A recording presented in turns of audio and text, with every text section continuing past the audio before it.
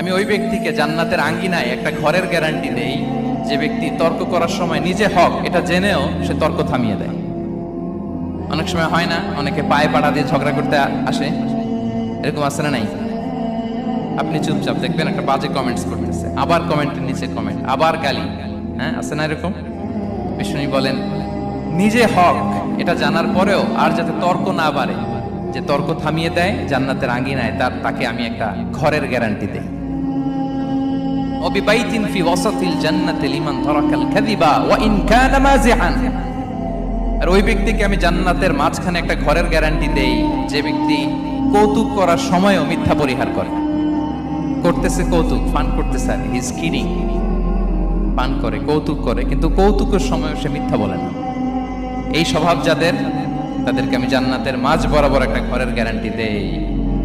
এরপর বিষ্ণু কি বলে দেখেন, তিনি বলেন